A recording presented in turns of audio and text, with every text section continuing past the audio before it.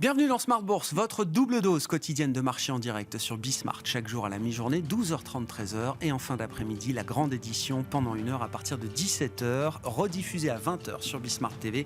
Émission que vous retrouvez chaque jour en replay sur bismart.fr et en podcast sur l'ensemble de vos plateformes. Au sommaire de cette édition de la mi-journée, des marchés qui redémarrent positivement cette semaine. Après quelques jours de consolidation, on voit des marchés actions en Europe qui sont à nouveau orientés à la hausse. Une hausse modérée de 0,6% pour le CAC 40 qui tourne autour de 7175 points au démarrage d'une semaine qui sera marquée notamment par la poursuite des résultats microéconomiques des entreprises européennes et notamment au sein du CAC 40 puisque nous aurons une douzaine grosso modo de publications au sein du CAC tout au long de la semaine, à commencer par les chiffres de Michelin qui sont attendus ce soir après la clôture. Et puis sur le plan macroéconomique, la semaine sera marquée dès demain par l'estimation d'inflation aux États-Unis pour le mois de janvier. Ce sera évidemment un chiffre vérité, un chiffre important après plusieurs mois de désinflation continue. Je rappelle que le pic de l'inflation globale aux États-Unis a été marqué au mois de juin, le pic de l'inflation cœur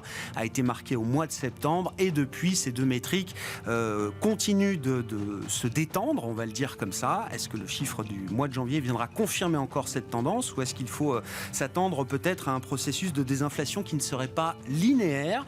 C'est possible. Résultat des courses demain à 14h30 donc pour le rapport américain sur l'inflation. Dans ce contexte, nous reviendrons sur les enjeux techniques de marché comme chaque lundi à 12h30. Le plan de trading de la semaine avec les équipes d'IG, c'est Alexandre Baradès qui nous accompagnera cette semaine. Et puis nous évoquerons plus globalement les enjeux en matière de stratégie d'investissement et d'allocation d'actifs dans ces marchés après le puissant rallye qu'on a connu depuis l'automne dernier et qui s'est encore intensifié en ce début d'année 2023. Et c'est le directeur général délégué en charge de la gestion d'Autingre Banque Privée, Laurent Dédier, qui sera avec nous en plateau pendant cette demi-heure également.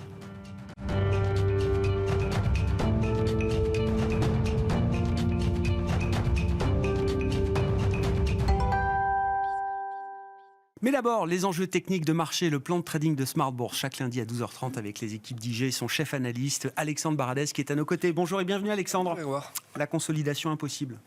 Dur. C'est ça, on est dans cette situation-là aujourd'hui, un marché qui n'arrive pas à consolider tel qu'on le voudrait. Oui, alors c'est vrai qu'il y a les marchés, finalement. De quel marché parle-t-on? Le marché action, effectivement, est celui qui met le plus de temps et le plus de difficultés, finalement, à rendre ses gains. Vous regardez le marché obligataire, vous regardez les niveaux américains, par exemple, le 2 ans américain, il est au plus haut depuis novembre. Donc lui, il a vraiment intégré toute la rhétorique plus agressive des banquiers centraux de ces 10 derniers jours. C'est intégré pour le marché obligataire. Vous regardez le dollar aussi, le marché d'échange, le dollar, il marque un plus haut d'un mois.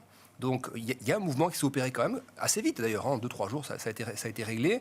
Le marché action, lui, il a rendu à peu près ses performances de 10 jours. On était vendredi, avant le rebond de ce matin, sur les niveaux du début du mois. Donc c'est vrai que c'est pas ce qu'on appelle une correction. Correction, c'est revenir sur des niveaux importants précédents. Niveau important, on verra tout à l'heure, c'est les niveaux de décembre, ce sommet de décembre, CAC, DAX, voilà. Il faudrait au moins revenir là-dessus pour parler d'une respiration, d'un marché qui consolide un petit peu. Donc c'est un peu trop limite.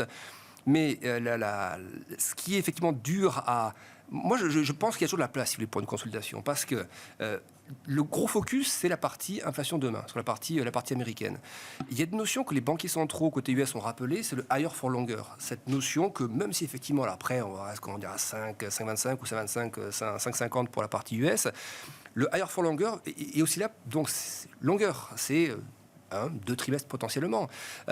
Ça veut donc dire que même à partir du moment où les banques centrales diront on ne bouge plus trop les taux, il y a quand même un effet sur l'économie qui va se traduire. Revenir dans ces conditions-là sur des sommets, les dépasser, avoir des multiples qui se rétendent à nouveau, la micro aussi, c'est une année où je pense que la consommation va être mise à rude épreuve. C'est maintenant finalement qu'on va voir sur le consommateur l'effet d'usure de l'inflation. C'est moins dans la première phase de l'inflation, c'est maintenant quand les soutiens budgétaires fiscaux sont plus là, parce que les États font plus attention, c'est maintenant que les taux sont plus élevés pour les crédits conso, crédits immobiliers, c'est là aussi les augmentations de salaire auront toujours lieu, mais peut-être un peu moins importantes que l'année dernière, c'est là que l'effet un peu ciseau pour le consommateur va se trouver. Donc pour la micro également, j'ai pas l'impression qu'on ait devant nous de quoi faire 15 ou 20% de plus sur des marchés parce qu'on considérait que le pic d'inflation était touché. Le pic d'inflation, c'est une problématique, la vitesse de redescente de l'inflation vers 2%, c'est une autre problématique, et le higher for longer, longueur s'applique à ça, en fait, à cette vitesse. Donc, ce qu'on aura demain, et je ne fais pas faire trop long, ce sera une décision très binaire des marchés. C'est-à-dire qu'effectivement, on est en dessous des attentes sur la partie corps et la partie globale. Le marché va monter. Ce qui va être important, c'est si on bat déjà ce consensus, de combien on le bat, si c'est 0,1 de mieux. Je ne suis pas certain que le marché, à part des phénomènes un peu algorithmiques, se sert de ça pour aller beaucoup plus haut. Et ne parlons pas si effectivement on a des chiffres d'inflation qui sont moins beaux qu'attendus. Vu que le marché obligataire, lui, a déjà bien corrigé la tendance, c'est-à-dire que le marché action, ça a lui de se rattraper. Et c'est là qu'on verra effectivement les 3, 4, 5% probablement de retracement. Donc il y a un côté très binaire là-dessus. Voilà, je reste pour l'instant sur une thématique de consolidation qui me semble nécessaire. Qu'est-ce que ça peut donner alors si on prend l'indice DAX par exemple comme référence en Europe, l'indice allemand, Alexandre, qu'est-ce qui serait une consolidation pertinente? C'est de ne pas aller chercher le sommet tout de suite en fait. C'est, alors qu'on est à 4-5% du sommet historique, un tout petit peu plus, c'est de ne pas aller tout de suite. Ce sommet, rappelez, il a été fait dans des conditions de croissance à quasiment 3%, avec des taux de la BCE à 0%, voire à des taux négatifs, avec des quantitative easing qui étaient à l'heure, avec des excès post-Covid liés à des excès d'épargne absolument massifs. Donc retrouver ça, alors que les multiples se sont aussi redéployés sur le DAX. On est revenu à des 15 fois les bénéfices. Donc c'est pas non plus des multiples. On peut pas dire qu'il est pas cher le DAX. Il était pas cher en septembre. Voilà. Il est redevenu à un prix normal. Il n'est pas aussi peu cher aujourd'hui. C'est ça. Donc pour aller plus haut, qu'est-ce qu'il faut? Il faut que soit la micro s'améliorer. Les effets un peu géopolitiques, baisse de l'énergie, ça rentre aussi là-dedans, dans ces considérations de pic inflation, etc. Ceci se semble déjà pas mal intégré dans beaucoup de facteurs d'analyse. Donc pour moi, le battre en sommet maintenant n'aurait, à part un faux mot qui peut arriver. Pour moi, janvier, c'est déjà une partie de ça. Novembre-décembre, c'est un vrai rattrapage d'un excès d'angoisse. Janvier, c'est un peu plus de faux mots quand même. Battre un record à cet endroit-là, et à ce moment-là du cycle, me paraîtrait effectivement un peu agressif. Donc moi, je vois toujours des hypothèses retraçantes dans des zones de... Vous voyez les anciens sommets de décembre, je les ai mis, il y a 2 niveaux d'ailleurs, un peu avant décembre, je crois que c'était le premier semestre l'année dernière. Cette zone, des 14 006, 14 005 pour le DAX, me paraît une belle zone. Voilà, on s'arrête un peu avant le sommet, on respire. Qu'est-ce qui pourrait faire respirer le marché? Le fait que beaucoup de bonnes nouvelles soient dans les prix, de bonnes nouvelles en tout cas, moins mauvaises qu'attendues, soient dans les prix. On a beaucoup parlé de cette indice de surprise économique en Europe, qui montait systématiquement. Désormais que la Commission européenne améliore ses prévisions de croissance et rabaisse ses prévisions d'inflation, ça veut dire qu'aussi les analystes vont aussi réviser leur macro de manière un peu plus importante. Et du coup, l'effet bonne surprise pourrait être aussi un poil moins présent dans les publications. Et puis sur le graphique suivant qu'on peut montrer, moi je me base aussi plutôt là-dessus. Alors c'est un pari un peu historique. Est-ce que l'histoire se répétera cette fois-ci? On verra. Mais sur le graphique qu'on va voir juste après, c'est l'évolution du taux de la BCE. Donc on verra sur une courbe orange. Donc il est à 3%, le taux de la BCE, et on voit historiquement l'évolution du taux 2 ans allemand. Donc en gros, on a eu jusqu'à présent 3 cycles de redressement de taux, à part l'accident de 2011, mais qui était quand même une partie de redressement. On voit qu'à chaque fois, le taux 2 ans allemand est monté au-dessus du taux de la BCE, et l'a précédé en fait. À un moment donné, à 2 reprises, avant la crise du subprime, on a accédé à ça. Et là, aujourd'hui, dans cette phase de cycle de redressement, c'est la première fois depuis l'histoire de la zone euro qu'on n'a pas dépassé le taux de la BCE. Le 2 ans allemand est en retard sur la politique monétaire. Ce qui veut donc soit s'expliquer par le fait que les analystes estiment, et les marchés estiment que c'est la BCE qui est trop agressive d'un point de vue rhétorique et qu'elle n'ira jamais là où elle menace d'amener les taux, c'est-à-dire 3,50 et au-delà. Pourtant, Schnabel, très consensuel au sein de la BCE, pour elle et pour Christine Lagarde, le 3,50 est déjà acté en fait. C'est mars, 50 points de base. Elles ouvrent la porte, est-ce qu'il faudra encore 50 points de base en mai? Et donc, ça veut dire que même si on n'a pas 50 points, mais peut-être 25, soit effectivement on n'a pas ça du tout, parce qu'il y a une révision complète à un moment donné de la réunion en mars, on n'a que 25 points de base, et effectivement le taux 2 ans allemand, et les marchés ont raison de ne pas y aller, de pas aller à cet endroit-là, soit nous sommes sacrément en retard. On voit comme ça, sacrément en retard sur les taux courts en zone euro. Si on est sacrément en retard sur les taux courts, on voit toujours l'effet taux courts sur les marchés, on l'a vu côté US, et on l'a aussi vu un peu en Europe.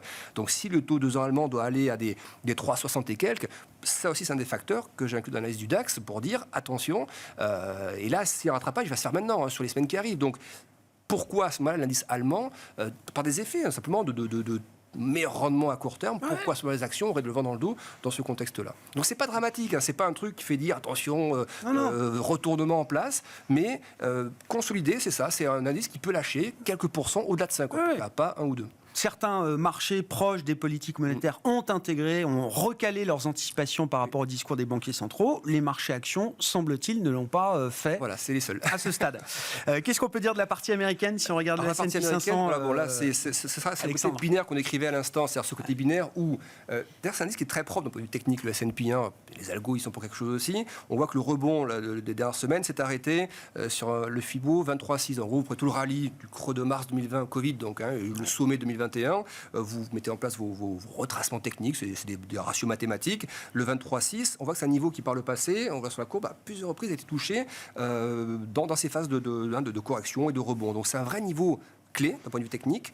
Le marché n'a pas voulu aller au-delà parce que les membres de la Fed aussi, peut-être pas Jérôme Powell, mais les autres ont fait en sorte, je pense, que les conditions financières ne se détendent pas plus que ça, donc ça a un impact forcément sur les marchés actions.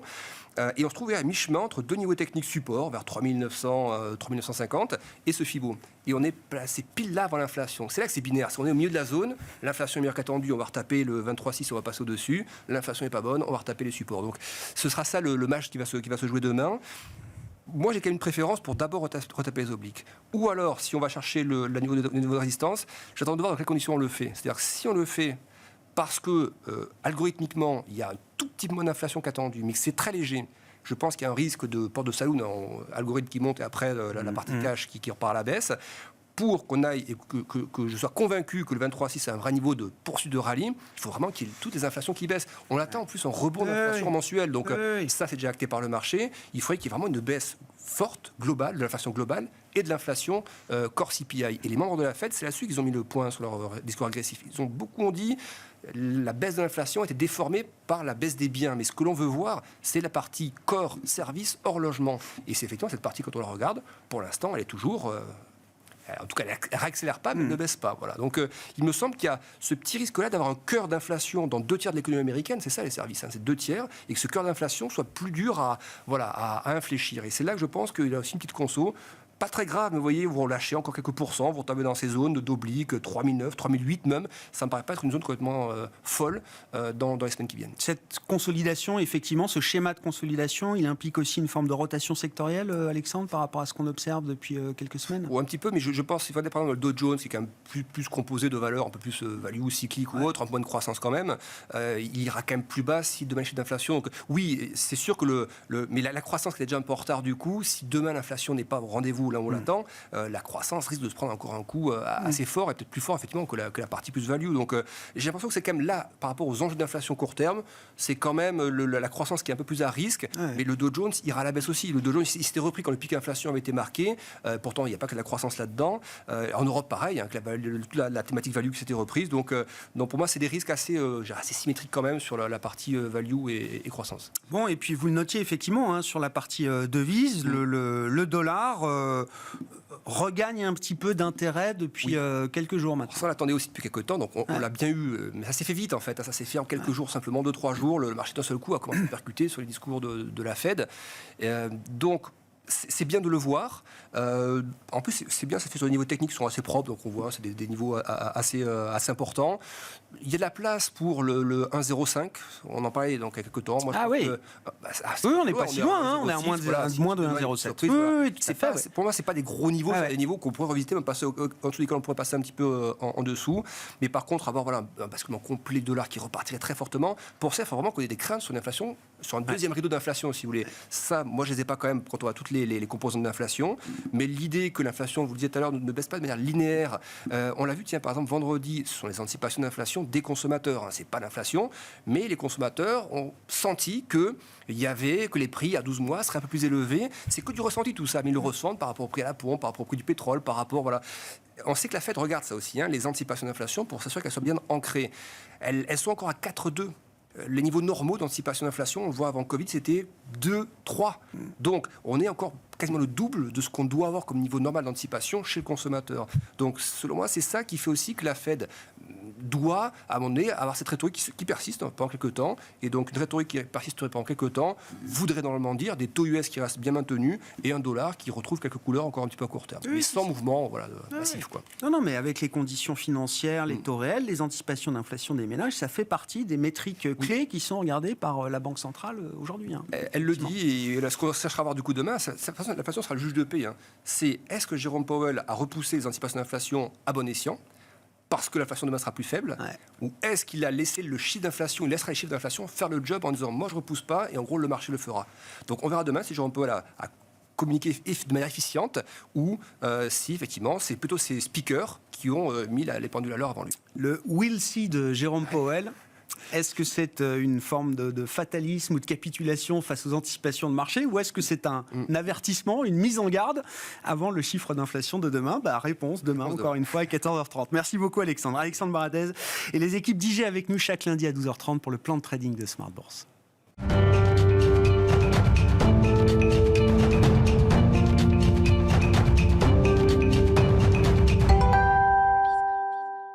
Poursuivons cette discussion de marché avec les enseignements et les conclusions qu'on peut tirer de l'analyse de la situation en matière d'allocation et de stratégie d'investissement pour une clientèle de banque privée. Et c'est Laurent Dédier qui est avec nous en plateau, directeur général délégué chez Autingre Banque Privée. Bonjour Laurent. Bonjour Grégoire. Merci beaucoup d'être avec nous dans le sillage de l'analyse technique que nous offrait Alexandre Baradez. Quel est l'état des lieux de la situation de marché que vous dressez à ce stade après 6 semaines de rallye assez intense? Alors on peut peut-être enlever la semaine dernière qui était une semaine un peu plus calme de consolidation, mais la puissance du rallye depuis quelques semaines, évidemment, marque les esprits. Clairement, mais je crois que l'analyse fondamentale et l'allocation vont globalement être assez faciles à réconcilier avec l'analyse technique cette fois-ci. Il y avait 3 vents contraires l'année dernière, c'était le risque d'inflation aux États-Unis. On voit qu'on est en phase de désinflation et on a une interrogation aujourd'hui. Il y avait le risque sanitaire chinois, celui-ci a disparu et on voit bien que le reopening est devant nous et devrait quand même nous accompagner sur un redressement de la croissance chinoise assez forte. Les économistes maintenant sont tous entre 5 et 5,5, donc la réaccélération du consensus est très bonne. Et puis il y avait le risque énergétique européen, est-ce qu'on allait avoir entre guillemets une panne de gaz ou non, et globalement ce risque est derrière nous. Donc on a encore 2 vents porteurs, l'Europe va plutôt mieux, la Chine réaccélère, c'est une bonne nouvelle. Mais il y a quand même une vraie interrogation aujourd'hui sur le marché américain, qui est quand même le marché principal, qui est le driver. J'ai du mal à imaginer le marché américain un peu retracé et les marchés européens ou internationaux ne pas bouger. Et aujourd'hui, on voit bien que les marchés actions, dans le contexte actuel, commencent à devenir un petit peu discutables. Ils sont bien valorisés, ils ne sont pas chers, mais ils sont à un bon niveau de valorisation, 19 fois sur le S&P, plus de 13 fois sur l'Eurostoxx 50. Donc on a des valorisations fortes. Et surtout dans un contexte où quand on regarde les chiffres microéconomiques des entreprises, là je vais parler du marché américain, 4e trimestre, on est à peu près aux 2 tiers. Vous avez 5,4% de croissance des revenus, donc c'est plutôt pas trop mal, mais ça décélère. À l'inverse, quand on commence à mesurer la profitabilité, on regarde les résultats nets, on est en décroissance de 2,7%. Ce qui veut dire qu'on a une croissance qui est embarquée par un effet inflationniste, les volumes décélèrent, ça se traduit par un pincement sur les marges. Et j'ai envie de dire, si on se projette sur 2023, le contexte peut devenir pas inquiétant, mais en tout cas, peut-être faudrait être plus prudent. Ça veut dire qu'on arrive à un moment un peu charnière, un peu clé, quand on regarde la valorisation de ces marchés actions, on regarde des perspectives bénéficiaires notamment, qu'on ait écarté des risques extrêmes, effectivement, tout le monde s'en réjouit et ça justifiait effectivement ce re-rating, cette revalorisation des actifs risqués. Éviter le pire, ça ne veut pas dire forcément qu'on bascule dans un scénario totalement rose, c'est ce que je comprends. Ah, très clairement, on a éliminé le pire, oui, c'est une très bonne nouvelle, les risques extrêmes ont disparu en quelques semaines. Mais c'est majeur, on insiste beaucoup là-dessus parce que le marché est une fonction d'évaluation des risques. Et quand on enlève ce type de risque, très faible en termes de probabilité, mais avec des conséquences majeures pour l'économie, c'est déjà quelque chose d'important. Oui. Maintenant, ça n'enlève pas qu'il y a encore effectivement des risques devant nous. Il y a des risques devant nous, puis il y a des signaux, et c'est vrai qu'il faut peut-être aussi écouter les signaux des banquiers centraux et des marchés obligataires. Les marchés d'actions ont plutôt été très résilients ces dernières semaines. On a vu des petites corrections, surtout sur les marchés américains. Le 10 ans est revenu vers 3,73, 3,75. Donc il y a eu un petit ajustement. Et surtout, quand on regarde la courbe et les anticipations, avant les derniers chiffres de l'emploi, le marché américain pensait que le taux terminal serait à 4,90. Aujourd'hui, il est anticipé à 5,20. C'est-à-dire que le 5,25 de M. Powell est totalement validé par les marchés. Et les marchés pensaient qu'on aurait 2 à 3 baisses, plutôt 2 baisses à la fin de l'année de taux. Aujourd'hui, on parle d'une. Mais d'une qui est plutôt un vœu fragile qu'une réalité. Ce qui veut dire que le stay higher for longer, précédemment cité, clairement l'inflation va nous accompagner longtemps. Sur la partie service, elle est sticky, donc elle est très résistante. Et ça doit pouvoir justifier une respiration, une consolidation des marchés actions qu'on a du mal à voir. Alors il y a peut-être des phénomènes de FOMO qui peuvent expliquer beaucoup de gens qui sont peut-être en dehors de ce rallye action et parfois depuis plusieurs mois, j'imagine, Laurent. Alors pour la gestion active, ça a été quand même 18 mois compliqués. 2022, beaucoup de gérants actifs ont fait moins bien que leur benchmark. Le premier mois de l'année, mois de janvier, vous avez les 2/3 des gérants actifs qui sont sous les indices, donc ça veut dire que la gestion passive regagne toujours du poids. Donc clairement c'est difficile, donc tout le monde cherche un point d'entrée pour remettre de la pondération, remettre du risque, pour participer potentiellement à un rebond plus durable. La question de la durabilité du rebond dépendra bien évidemment de l'inflation, des banquiers centraux et surtout, si ce n'est principalement de la résilience ou de la capacité à même croître légèrement les profits en 2023. Ouais. C'est là où, pour moi, il y a une grande interrogation. J'ai du mal à imaginer, alors que la séquence, par exemple, en Europe, en moyenne, c'est 10% de croissance des profits. L'année dernière, on sera entre 19 et 20. Ce qui veut dire qu'on a eu quand même beaucoup de bonnes nouvelles qui nous ont permis d'avoir un excès suite au rebond, suite à la réouverture, à la consommation, un excès de profits. Et à un moment ou à un autre, on doit rendre, c'est un retour à la moyenne, c'est pas technique, mais c'est aussi un petit peu normal.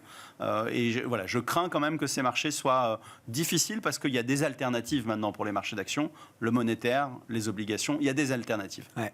Un mot encore des marchés actions. Je commence à entendre l'idée que les marchés ont tiré un trait sur l'année 2023 en termes de profit. Ce sera une année blanche, peut-être légèrement négative. On est déjà en train de regarder 2024.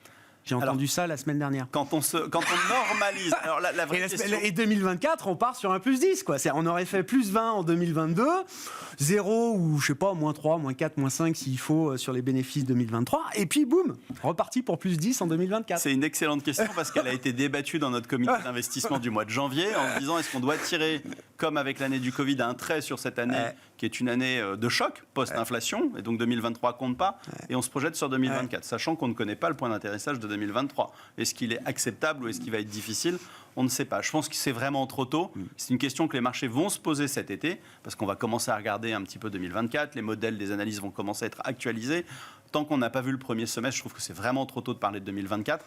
Clairement, on a peut-être à l'horizon une première année depuis 4 ans qui serait normale, c'est-à-dire sans risque sanitaire, en espérant pas de risque énergétique, d'autres chocs exogènes. 2024 pourrait devenir une année enfin normale. Mais voilà, chaque chose en son temps. Appréhendons d'abord l'exercice 2023 qui s'annonce quand même parfois complexe. Qu'est-ce qu'on fait à ce stade en termes d'allocation et quand on réfléchit pour une clientèle privée, en termes d'allocation patrimoniale, de stratégie d'investissement, en intégrant l'ensemble des classes d'actifs, je le dis souvent, Smart Bourse, le nom est un peu réducteur et vous l'avez dit vous-même, il y a d'autres alternatives que les marchés boursiers aujourd'hui pour des grands investisseurs et des allocataires. Si je découpe la stratégie en différents messages, sur la partie action, on pense qu'il reste des poches intéressantes. La réaccélération chinoise, elle peut se jouer bien évidemment par des secteurs de consommation et tout le monde va penser au luxe, aux cosmétiques, aux boissons parce qu'on sait que la consommation chinoise va tirer ces secteurs et qu'ils ont beaucoup souffert depuis 3 ans.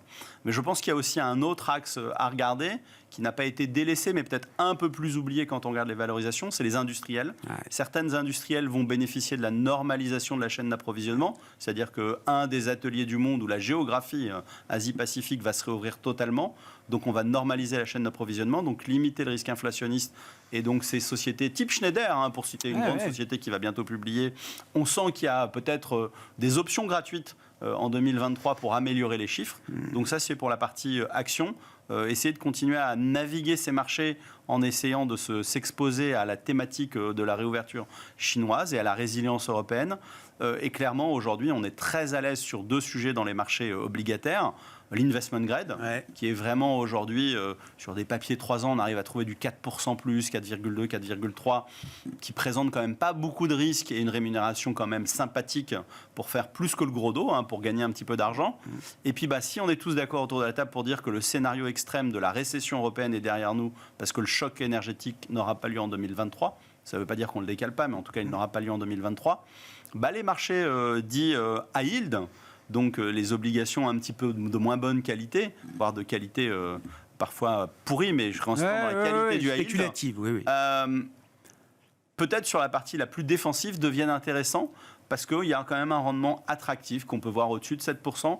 Et on trouve que ce n'est pas inopportun dans ce courant de premier trimestre de remettre un peu de pondération sur l'investment grade d'abord. Et dans une deuxième option, s'il y avait un petit retracement des marchés techniques et fondamental, d'aller remettre un peu de high yield. Ouais.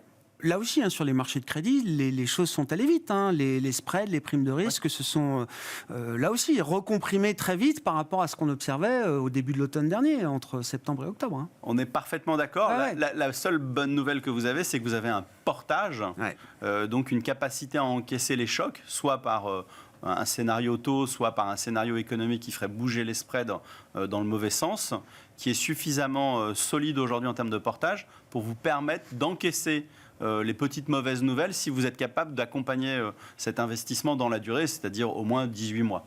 Voilà, c'est sûr que c'est pour 3 mois. Restons prudents et participons plutôt à du monétaire.